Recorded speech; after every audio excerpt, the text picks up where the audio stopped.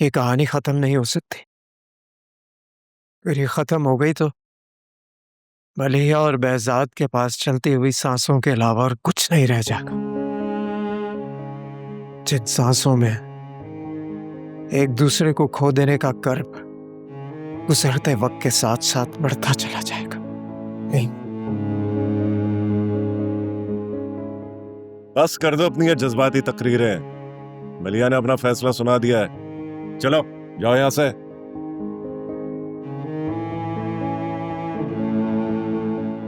इस तरह मैं खाली हाथ रह गया।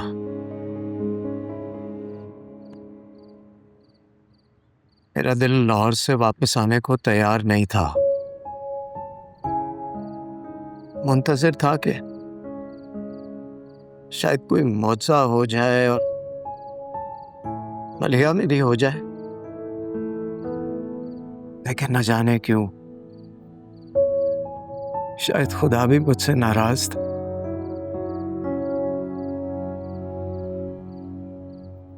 अगले दिन मुझे खबर मिल गई कि मलिया का निकाह फोन पर कर दिया गया। मेरा दिमाग बिल्कुल माऊफ हो गया। मैं 3 दिन के बाद किसी हारे हुए सिपाही की तरह वापस लौट आया।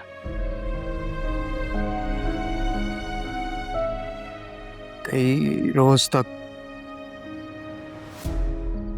बुखार में तपता रहा। मुझे याद है कि अम्मी का भी रो रो कर बुरा हाल हो गया था। मैं जिंदा तो था लेकिन जिंदों की तरह जी नहीं पा रहा था। कासिम से मेरा निकाह हो गया, लेकिन मैं behzad को दिल से ना निकाल सकी। बार बार यही एहसास मुझे बेचैन कर देता था कि मैंने behzad का साथ नहीं दिया।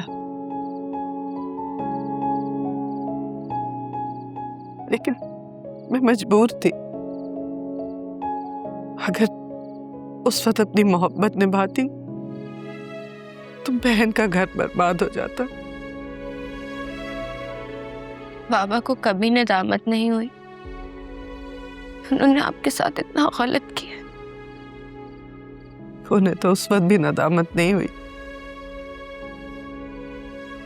जब 1 साल बाद कासिम ने वो टेलीफोनिक निकाह एक ही कॉल पे खत्म कर दिया।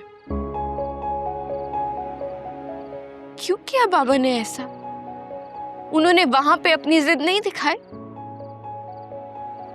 राशिद भाई का कोई झगड़ा हुआ था कासिम से। उसके बाद हर आने वाले रिश्ते पे उन्होंने मुझे मजबूर करने की कोशिश की, लेकिन मैं हर दफा इनकार कर देती थी।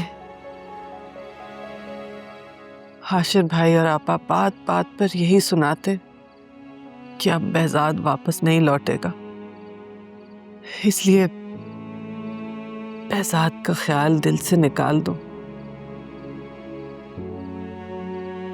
बस उनके तानों से तंग आके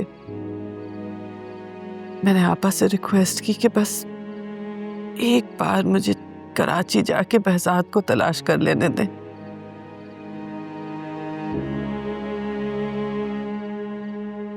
तलाक के बाद भी मलिया आंटी ने आपसे कांटेक्ट नहीं किया? मेरी बीमारी के दौरान पता नहीं किसने अम्मी को मशवरा दिया और उन्होंने घर का फोन नंबर चेंज करवा दिया।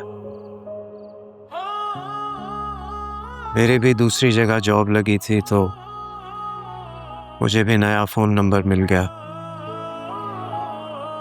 ये सोचा ही नहीं था कि मलिया लौट कर वापस आएगी। उसने तलाक के बाद खत के जरिए मुझसे राब्ता करने की कोशिश की, लेकिन अम्मी ने कभी वो खत मुझ तक पहुंचने ही नहीं दिए।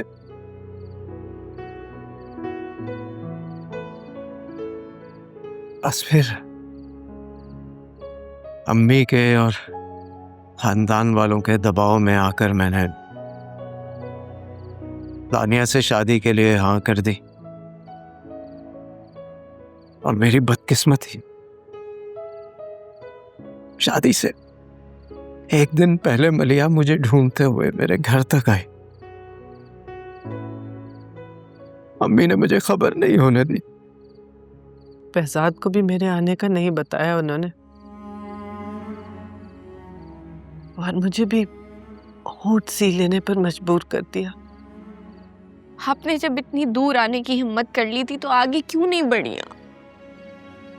उनके घर में behzad की मेहंदी की तैयारियां हो रही थी निम्रा, जिससे मुझे तो यही लगा कि behzad की जिंदगी में अब सुकून आ गया। अब मैं दोबारा उसकी जिंदगी में आके क्या तूफान खड़ा करती।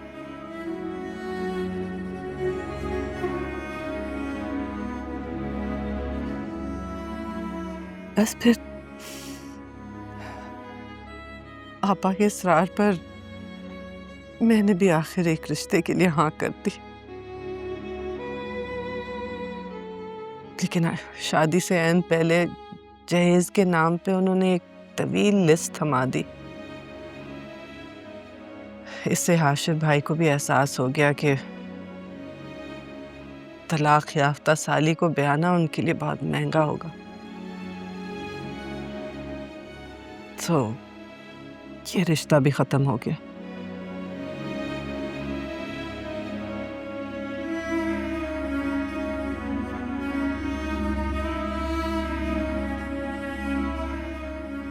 ये था मेरा और मलिहा का माजी। इसके आगे जो कुछ हुआ वो तुम जानते हो। अगर मलिया आंटी के बहन और बहनोई ने इतना बुरा किया था उनके साथ, तो उन्होंने उन्हीं की बेटी को गोद क्यों लिया? उन्हें तो नफरत करनी चाहिए थी अपनी बहन और बहनोई से।